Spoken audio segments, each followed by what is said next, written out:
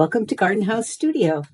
Today starts the series of thrifting and flipping my own stash. We will be using the latest release from IOD to turn these dated projects into great and cool stuff. The first thing we're going to work with are these bookends with these little guys on them. They're not really clowns, really well painted. Nicely made, but just very dated and in need of a makeover. So we unscrewed the little guy from the bottom, came right off, wasn't glued on. And the first thing I did was go ahead and put a coat of white chalk synthesis paint on from Wise Owl Paint. The next part of this project was to add the Conservatory labels. They are the latest mold from IOD. So I used IOD clay, and I started by using one of the labels that was a little too thin, and then I had to find a little bit of a thicker one, and the one I chose was perfect.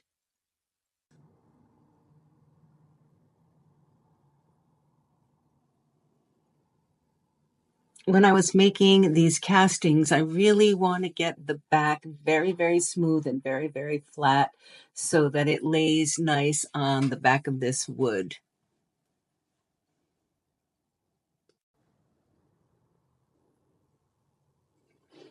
I'm adding cornstarch to the molds so that they release really easily and I don't have to have it won't be distorted at all. I also use a burnishing stick from the transfer to actually even out the edges along the raised up little micro rim on the edge of the casting, and flatten it as flat as I possibly can get it so that it has perfect adhesion on the back of the wood. And I use heavy body gel from Pentart to glue my castings down. I have found it works perfectly. I get very little cracking, and it holds the heavier mold pieces that you make in place without tape.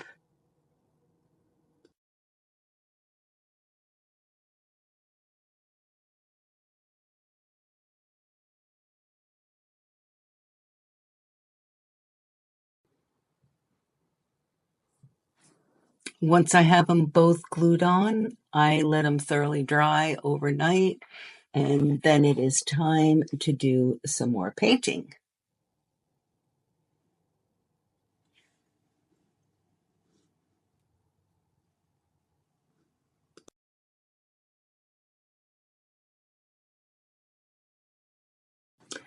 I am using chalk synthesis paint in gray linen and some salt wash to make a super thick mixture that'll create great texture on the back of my bookends. So the salt wash, I think I added, it might be 1-to-1, and then just keep stirring it till you get an even mixture.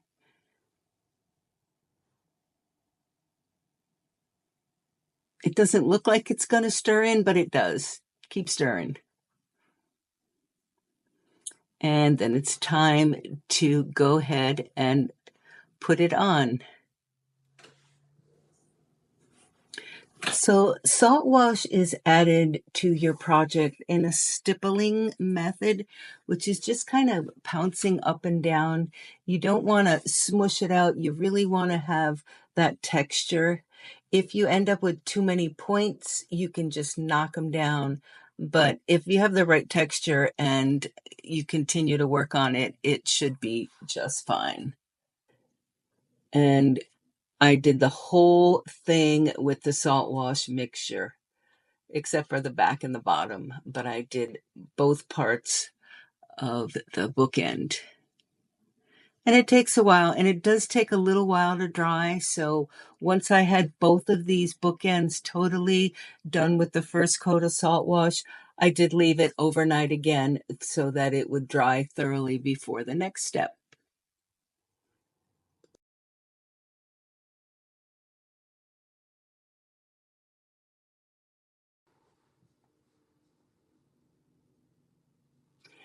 And the stippling with the salt wash does do a number on your paintbrush, but you should be able to wash it out. I would just soak it right away.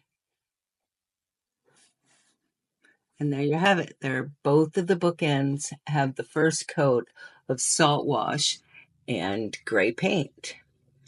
Now that they're thoroughly dry, I'm going to add another coat of paint. And the first thing I did was the Conservatory labels. I painted them with just one coat of chalk paint in white again. And then I add some salt wash to that rest of that white paint because we are going to do our second coat of salt wash, which is going to be white, and I'm going to stipple it right over the gray. Once you start doing this, it goes pretty quickly because you do not have to be careful. You don't have to do anything fancy. Just stipple it on, and it's a super hard coat when it dries. So it's actually a really good product to work.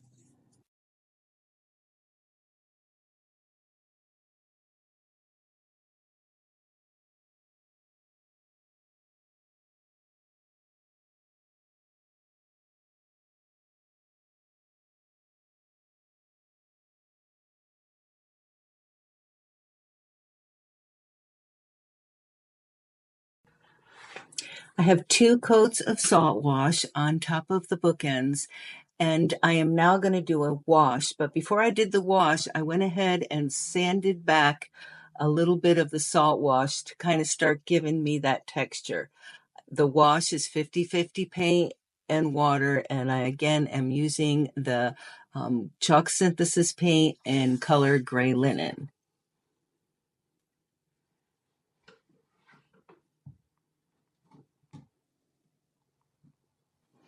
You can see that texture.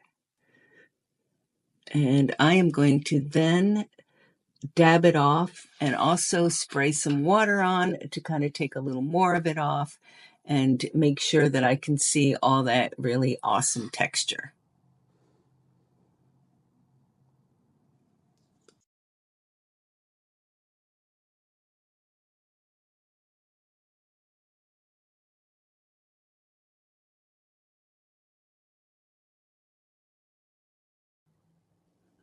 The overall look that I was going for was a little bit of metallic, a little bit of rust, but an old kind of grungy look bookend. And I went ahead and put some iron oxide paint, and then I wet it to kind of make it run. And I just want that to be really, really subtle in the background. And I apologize, some of the videos did not make it through the saving process. So there's a couple things missing, and one of them is where we added the green paint to the background because you see it at the end. And the other one was when we put the little aloe plants inside those little cement pots. And what I did is I actually used a big blob of clay, and I pushed and the little stem right into the clay. I added some heavy body gel to it, and then I actually put some heavy body gel in the bottom of the pot and glued that in, and it stayed perfectly. Add the script to the Conservatory label, and I am using the Apothecary labels, another set of stamps from the new IOD release for spring. And I'm just using some black ink. Again, it's an IOD ink. And I am stamping right on top of the label, which is made out of clay, and it has one coat of chalk paint over it.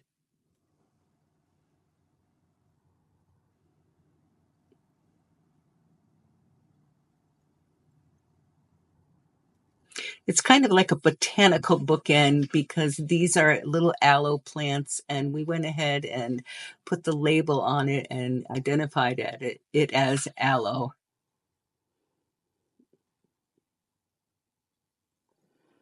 And you could see the green paint and a little bit of the rust paint there. And then in between letting things dry, I went ahead and made a mixture that I am going to put in the little cement pot to hold it in permanently and also to fill in the spaces between the clay. So I mixed up some sawdust and some Elmer's glue, and I'm kind of like making my own little wood fill, and mix it up until it is a workable paste, thin enough to work with, but thick enough to do the job. And then I am going ahead and popping it in the side. Now this aloe is already super adhered in there, but there's a lot of spaces. So I want to fill in the spaces with this mixture and then let that dry.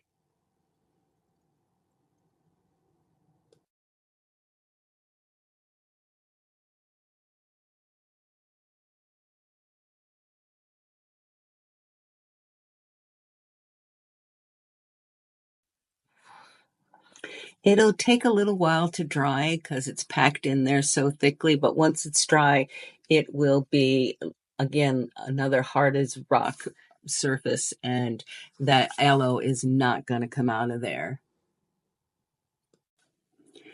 We have the sawdust from all the other projects that we do. I don't think you can find sawdust for sale anywhere. So just save your sawdust from your projects and it works perfectly.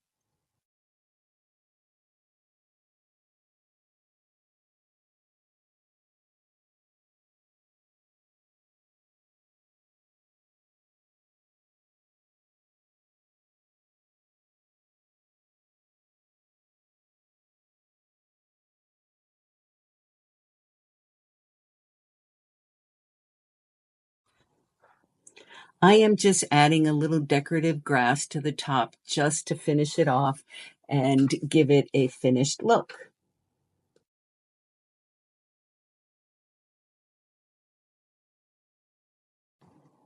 I'm going to be using some metallic waxes, and before I put those on the bookends, I am putting a coat of just clear wax on it. It's clear furniture wax, and it will help me be able to maneuver the antiquing waxes, which are the metallic waxes, with being able to move them around without too much staying in one place.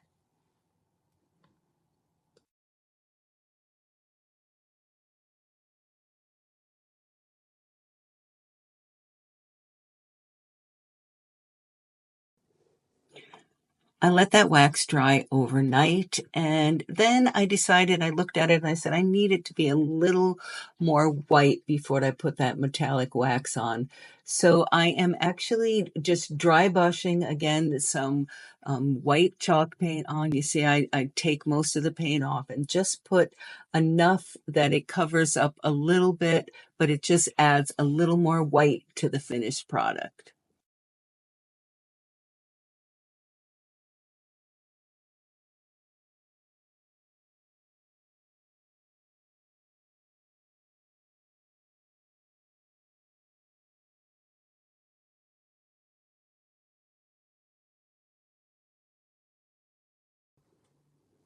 I know this is a lot of steps and a lot of layers to get the look that you want, but it is worth it in the end. And you don't use very much product, so in a way, it's pretty economical. You just use a little bit of a lot of different products. So I am going to be using the metallic paste from Pentart now. And I'm starting with the antique one and just using my finger to just kind of control it and put a little here and a little there. I want quite a bit along the edges so that it looks like it's been worn, that the edges didn't quite get the oxidation that the rest of the bookend got.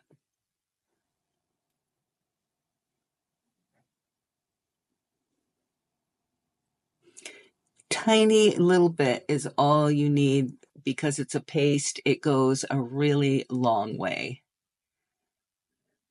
And again, this is from Pentart. It is an antiquing paste. Goes on really easily. And I do let these dry overnight. they don't dry quite as fast as some of the other waxes. But you could see the texture coming through when you put these dark waxes on.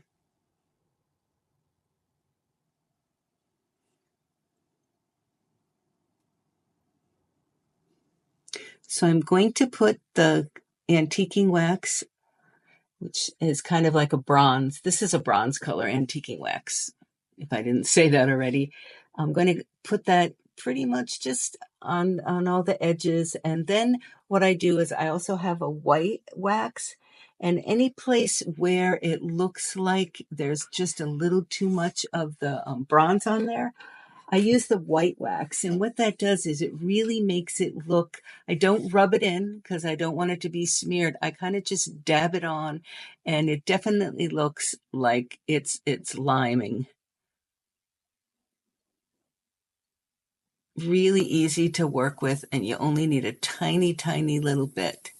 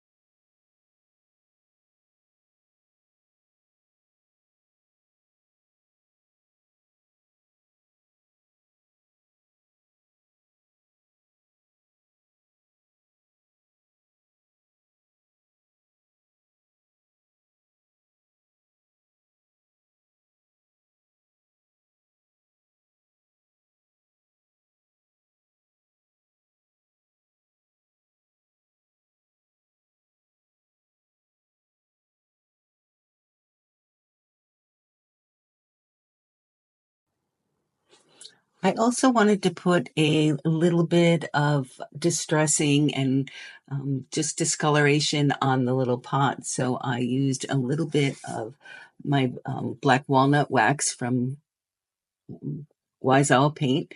And again, just with my fingers, so I could really control just putting a tiny little bit on and rubbing it in, because I just wanted it to have just a little bit of grunge.